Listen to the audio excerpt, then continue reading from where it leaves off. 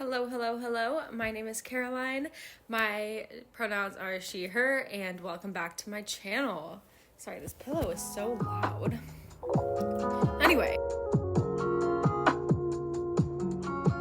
I am here today to go over some spooky reads that I've read this past month or so, maybe a little bit further back because honestly I have not been the most prolific reader as of late, but I wanted to make a quick video talking about the books that I've read that are mystery thriller adjacent. So without further ado, let's get into that.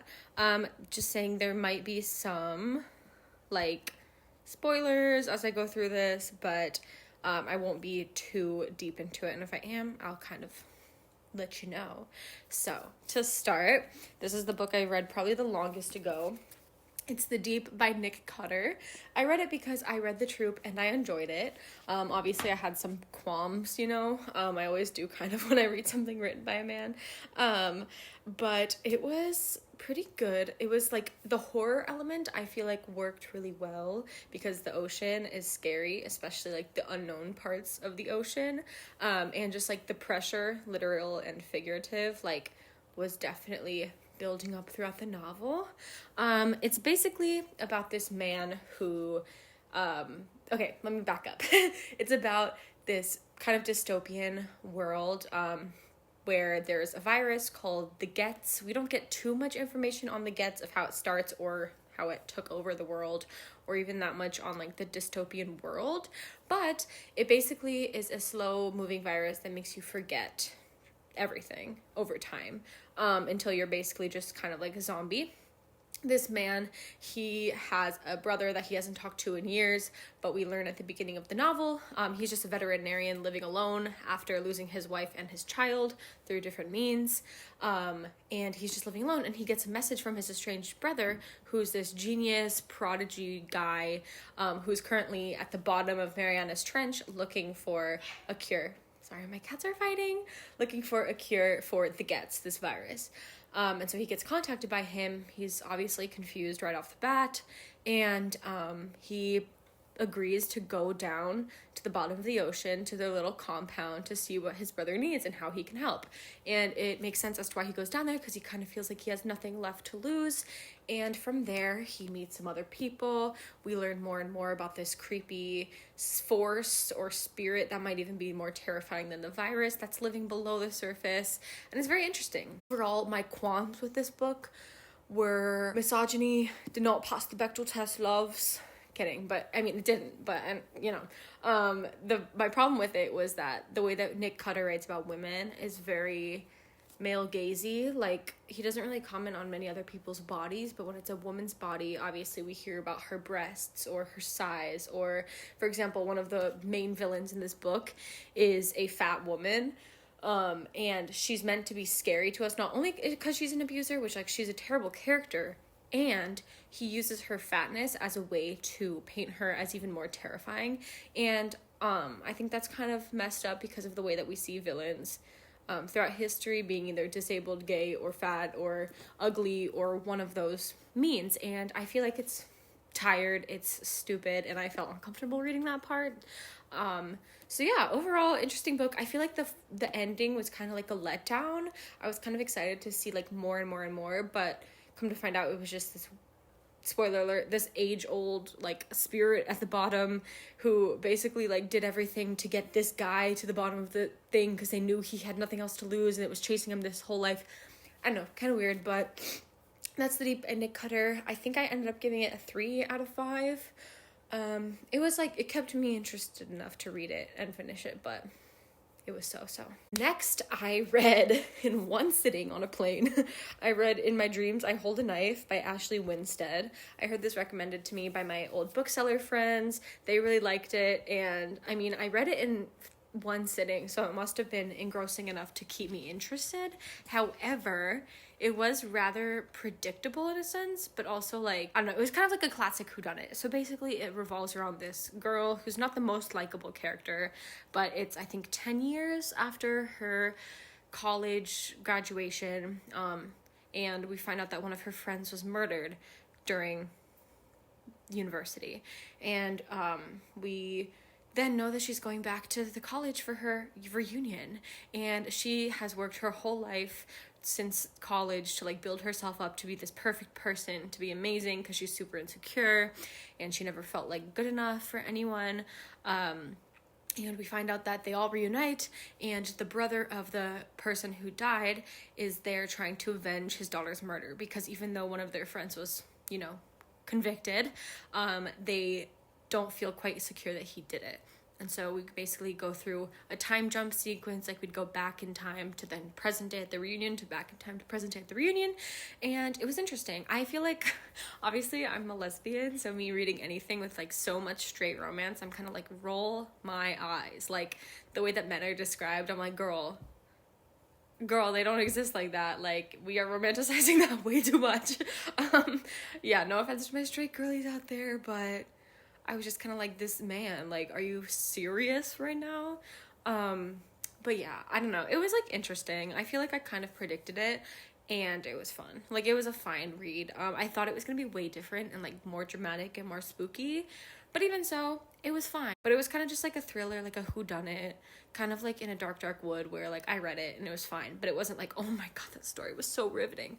But I did enjoy it. It was fine enough. Next, I have a book that I listened to the audiobook version of.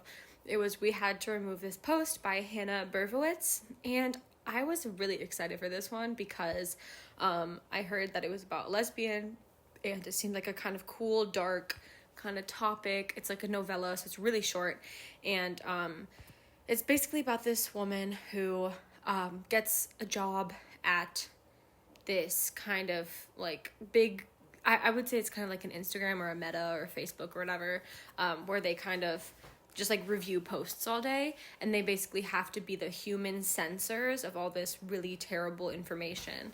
And so we learn, basically this book takes place in the aftermath of everything, kind of as a retrospective, looking back at what happened while they all worked there. And the book is kind of formatted like a letter that the main character is writing to a lawyer who wants to know about people's experiences when they worked there. And so we learn about this character. She's traumatized, she's a lesbian, which I was really excited for the latter, but it wasn't, I don't know, it's kind of a letdown. I don't know, I'm not trying to like hate on it. It just like, it felt kind of weird, and like, I felt like at the end, like I know that the end was supposed to be like, damn, like we're learning how, sorry, my cats are fighting again. They're playing so cute. But we're supposed to be learning how like she was so traumatized by the end of it, but it kind of felt like, why? Like I know why she was traumatized, obviously, but I felt like it was kind of just like she just stopped writing. And I know that that was purposeful, but also I was like, damn, I really thought there was gonna be some twist. Like the whole book, I felt like was leading up to this twist of her girlfriend, like whatever, dying, and then everything at the end was just really ambiguous. And it's fine, ambiguity can be fun, but I felt like it was just too ambiguous, and then it was kind of just like a letdown, and I was like, damn, like the book's over. Like when I was listening to it, it was like 13 minutes left, and I was like, girl, we haven't even reached like a climax of the story yet. So it was kind of stupid, kind of ridiculous, also like really just like toxic lesbian relationship, which can be, intriguing and like dynamic, and we want dynamic lesbian stories. And it just kind of made me sad. Like it just made me really sad. I felt kind of dirty after reading this book, which I think was the purpose, but I don't know. I didn't have the most fun reading it. I don't know. Also, there was like a lot of random like slur usage. I didn't read the physical book, so I don't know if there was like slurs written on the pages that the author didn't say. But overall, it just made me kind of really like, why are we just, I know that the point of the story was for the characters to be using the slurs because they're watching these gross conspiracy theorist, racist people on this app, but at the same time, like, you don't have to be saying those words, especially when you're like a white Nordic woman. But yeah, I don't know, it kind of bothered me. Finally, I read Lock Every Door by Riley Sager, which, first of all, I thought that Riley Sager was a woman for me reading 90% of the book, and then I looked on Goodreads and I was like, oh, hey dude. But honestly, okay, this book was similar. In my dreams I hold a knife, because it was kind of same like thriller that I definitely predicted all of this from the beginning. Sorry, not trying to be that guy, but I did. I was like, okay, charming male doctor, villain. Like weird people, cult. Archive 81, I watched that. I know what happens in rich, like, apartment buildings. Like, I know shit. And so I kind of figured it out from the beginning, and I was like, okay, they found, spoiler alert, they found this maid with no organs, organ market. They found this girl dead, cult, organ market. One of the two mixed together. I don't know, it's gonna happen. And it happened. But it was still a fun read. Not a super likable character right off the bat. Like, she was kind of annoying and it was kind of unbelievable at some points. But I had fun. It was spooky enough to keep me entertained in early October, and I liked it. I don't know, I read it pretty quickly because it kept me interested, and I enjoyed it. Yeah, I don't know. Those are my thoughts. Not too many thoughts, but I liked it. It was simple. I gave it 4 stars, which was astounding. But I think my rating for a book, like, sometimes is like, if I'm interested all the way through, even if it's not that riveting literary novel, I still rate it high because I enjoyed reading it. Like, it's like watching, like, kind of a subpar show. Like, I don't think it's like the most beautiful artistic piece ever, but I liked it. Like, when I saw Smile in theaters, I was like, kind of predictable, kind of silly, kind of giving Blumhouse vibes, but I liked it. So that's kind of like what this was, and it was fun.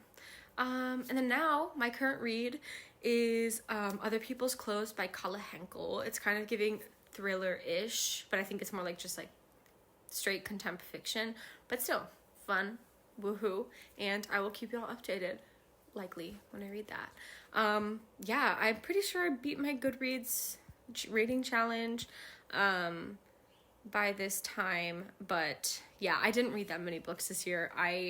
Basically, moving here threw me off. Like, my first 4 months were like read. I read like most of my reading challenge in the beginning of the year, and then as soon as I started moving, I was like, girl, I don't have time. It was crazy. I'm getting back into it slowly but surely, and it's been fun. Also, I'm selling books on Pango Books. I'm making a video soon of like me weeding out kind of, and like getting rid of my bookshelf because ding ding ding, I'm moving apartments again sometime soon.